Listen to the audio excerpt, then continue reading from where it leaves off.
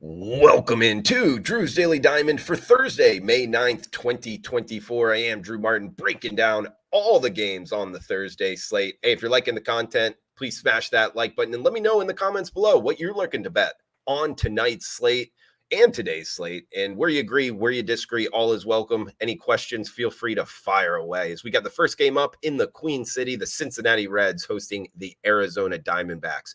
1:10 Eastern first pitch here. We get Slade Ciccione, the starter here for the D-backs, and Hunter Green going for Cincinnati. Looks like the Reds minus 120 home favorites, total of 9 in this one. It does look like 10-mile-an-hour winds blowing out to center field. If you don't know Slade Ciccione, the starter here for the Diamondbacks, he's actually kind of new on my radar. He's a 6'4", 220-pounder, the 33rd pick overall in the 2020 draft out of the University of Miami. And the Hurricanes' last 3 starts, 5 ERA, but a 15-3 strikeout to walk ratio. So when you're striking out, 5-1 to walks, I like seeing that from the young guys.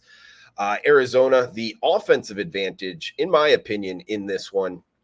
Bullpens, both of them, kind of bottom half of MLB. Arizona has struggled late. Cincinnati at times has as well. It's just the Reds have lost 7 straight games, guys. They're now 4 games under 500. Hunter Green on the hill. I believe that's the reason, they're commanding the favorite price tag here, laying the 20 cents. He does have a 3 ERA and 44 strikeouts on the season. He did have 4 walks last time out. At times, he's been a little hittable, and control's been a little bit of an issue here. I actually think Arizona is able to get to him a little bit here, and I like what Ciccione has done in terms of strikeout to walk so far. So let's ride the rookie here, plus 110 price tag. Let's go with the Arizona Diamondbacks to get this one and kick us off on Thursday. We also got 1:10 Eastern here in Minnesota. Next game up, it is the Minnesota Twins and the Seattle Mariners. Logan Gilbert going for the M's. Pablo Lopez going for the Twins. Minus $1.25. That is Lopez and the Twins as the home favorites, 7 being the total. 20-17 for Seattle on the year, and Logan Gilbert has been money. Under a 1.7 ERA, 50 strikeouts already. His last time out, he went 8 innings. 0 earned runs, so he blanked the Houston Astros in Minute Maid, only giving up 2 hits in that start. He's a hot hand right now, guys. He's been a pretty good pitcher to back over the last couple years. We're going to do it again here at a plus price. Plus 115 on the Mariners. A little bit about the Twins, 21-15. Good season. A lot of it due to that 12-game win streak they had, really over the last 2-3 weeks here. They're now 14-2 their last 16 games. Lopez, a 4.3 ERA. He's been a bit rocky. I mean, sometimes he goes out there and he looks really good. Other times, not so much. Going up against this Mariners offense, middle of the road, they've actually been a little bit better of late. I think they're able to put up some crooked numbers here, and we actually get a bullpen advantage with the M's in the later innings. So let's list Gilbert as the starter. Catch that plus 115. It's the Seattle Mariners as the short road underdog. Next one up, we'll hit a mile high, Denver, Colorado for the Colorado Rockies and the San Francisco Giants. It's Wynn going for the Giants. Jed Quantrill going for the Rockies. 9 in the hook being the total. San Francisco anywhere from minus 151 to minus 165 as I'm talking here in the 1 a.m. Eastern hour. So betting into the overnights. Wynn, the Giants starting pitcher.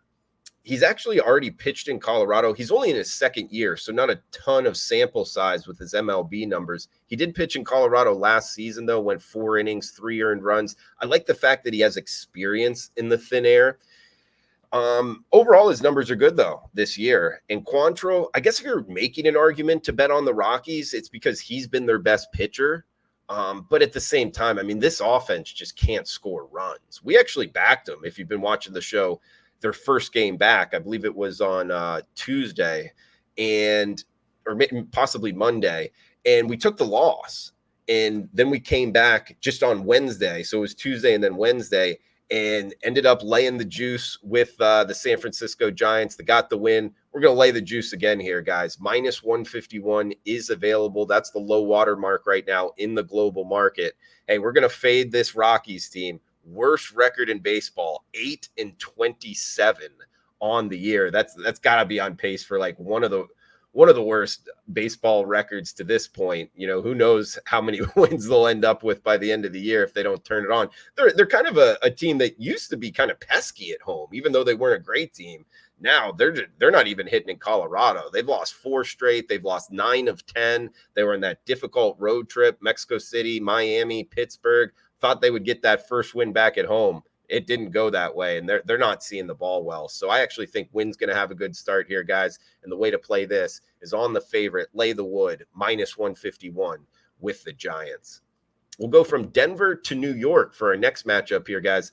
5:05 Eastern, so a true happy hour first pitch. It's the Yankees hosting the Houston Astros. Ronaldo Blanco going for the Stros, and Marcus Stroman, the slated starter here for the Yankees. -125, that's the Yanks as the home favorite, 8 in the hook being the total. The Astros have been burning money. I mean, they're 12-24 on the season. They've lost 3 straight games, some of those being here to the Yankees, who have won 5 straight. So we're getting ride the hot, fade the cold, kind of glaring at us. The Yankees 25-13, playing really good baseball. And their starter, Stroman, actually already faced the Astros. It was his first start of the season back March 30th. He gave up 0 earned runs over 6 innings. So like that matchup again. And the Yankees play really good baseball at home. They're 13-5 in Yankee Stadium. Stroman, 3.4 ERA. So we're going to back him here, list Stroman as the starter. Nothing against Blanco. If you remember his first 2 starts of the season, he didn't let up any earned runs. I actually think his first start of the year, he threw a no-hitter over 9 innings. But he's kind of settled in a little bit, good numbers overall, but not as lights out as he started out. And now he's going up against the Yankees offense that absolutely smashes righties. I think they're going to get to him here, particularly in Yankee Stadium.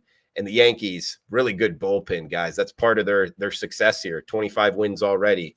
Good bullpen arms. So bullpen advantage in the later innings, and it's the Yankees minus the $1.25 as the home favorite. Next game up, we'll head to the NL Central here for the St. Louis Cardinals and the Milwaukee Brewers. It's Myers going for the Brew Crew. Sonny Gray going for the Redbirds. -120, that's the Cardinals as the road favorite.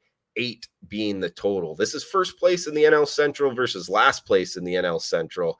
And the last place team is laying the 20 cents as the road favorite. So a little bit, eye-opening in that sense. But really, it's about the starting pitching matchup. That's the reason for it. Even though St. Louis has lost 4 straight, lost 6 of their last 7, they are the favorite. And it's because of Sonny Gray. Under a 1 ERA, a sub-1 ERA here, 38-5 strikeout to walk ratio. And something I really like, guys, he had 12 strikeouts in 6 innings his last time facing Milwaukee just a couple of weeks ago. 12 strikeouts in 6 innings. That's missing a whole lot of bats. Myers, over a 6 ERA. He's a rookie. His last time out, he was on the wrong side of a 4-walk, 2 strikeout performance. Anytime a guy, a young kid is walking that much and not missing bats, that's almost just like a no bet for me. Even though Milwaukee has kind of the offensive metric advantage in this overall versus righties, they're the lot stronger lineup. I go back to that 12 strikeouts in 6 innings for Sonny Gray against this same lineup. I think that could be replicated. And I'm going to go with the best bet for the show here, Sonny Gray's strikeout prop to the over. Now, full disclosure, the market's not out yet. Tomorrow when I wake up, I'll write it down in the comments below. But anybody watching out there, feel free to fire away if you're backing it or if you're fading it. Either way, what number you got. Reason is because for record keeping purposes here, guys, is we try to keep the winning week going. So that will be the number we go off of, I guess, in the morning time. And speaking of, we got 2 games left here, guys, but this one will be Sonny Gray, his strikeout prop over for the bet. Yesterday's recap, I know a lot of you guys out there asking for recaps in the comments below, which is totally fine. I love it. We got yesterday's show, Wednesday, 4-2 plus 1.90 units, which brings us for the week, monster week, our best week of the season, 14-6 plus 9.30 units. So it's been money. We've hit a bunch of, or not a bunch, but a couple big dogs too. That always helps get the profit up. So hopefully we have another winning day here on Thursday. 2 games left, both night games here. Cleveland and the Chicago White Sox up next. It's the Guardians as the road favorite, minus 140. They're going with Ben Lively on the hill up against Eric Fetty and the White Sox. Total of 8 in this one. This is another first place versus last place, just in the American League in the Central Division. Fetty, he's a former first rounder out of UNLV going for the White Sox. His last time out, he had 5 walks. Worried about that. Also 5 earned runs against the Cardinals, which their offense hasn't been great. Something might be wrong there with him. And the Chicago White Sox have gone 20 games so far this season against AL Central opponents, and they've only won 2 games. So they've been absolutely dominated. Now they're going up against the first place team in the division. I think they're going to struggle here. And Lively's been good. He's been really good. The former UCF Golden Knight here, 6'4", 190-pounder, 2.08 ERA in 4 starts this season. Big bullpen edge, too, to Cleveland. If you go by like the last month, strikeouts, walks, whip from their bullpen arms, Cleveland's one of the best bullpens in baseball, and the Chicago White Sox have been one of the worst. So late inning edge, starting pitching edge, and hitting edge, all to Cleveland. I think this number's short here, guys. Minus 140 on Cleveland. Best bet on the south side. Last game here, guys. We'll head to the West Coast. But again, if you're liking the content, please smash that like button and feel free to comment below where you agree, where you disagree, and what you're looking to bet on tonight's slate. All is welcome. Premium picks, wagertalk.com, experts page, Drew Martin. 9:40 Eastern time. It is Kansas City Royals and the LA Angels. Michael Wacha and Reed Detmers is the starting pitching matchup. The southpaw here, Detmers. Minus 115 is actually the Royals now as the road favorite. It's been a switch favorite here. Total of 8. It looks like 10-mile-an-hour winds blowing out to center field. 14-23 for the Angels, but they have won 2 straight games. They're just 4-11 at home. They've scored 14 runs their last 2 games. So maybe this offense, seeing the ball well, scored 9 runs and 5 runs in PNC versus Pitt. They head back home here. So I was looking to get on LA. I don't know if I can do it though, guys. I mean, they are just 4-11 at home. Detmers on the hill as well. His full season numbers have been good. 44-14 strikeout to walk. He's 3-3 on the year, just a 4.2 ERA. But I like to look at, what these starting pitchers have done recently. He hasn't been as good of late. His last 3 starts, 16 earned runs, 20 hits, 7 walks. So he's getting knocked around here. That's what kept me off of the Angels at home. And Michael Wacha, what a great career he's put together. I just think he's coming to the end of it. He's 1-4 on the season, 11 earned runs, 18 hits in his last 2 starts. So he's really been getting knocked around, only lasting 9 innings combined in those 2 starts. Overall, guys, I actually think both starting pitchers are going to have a rough go of it.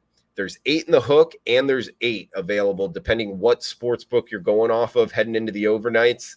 I actually think all of these 8s are going to be taken out. So we're going up and over. You can still get 8 here at the 1 a.m. Eastern hour. Let's go over 8. LA Angels, Kansas City Royals, both bullpens not that great either. So we might get some late inning help.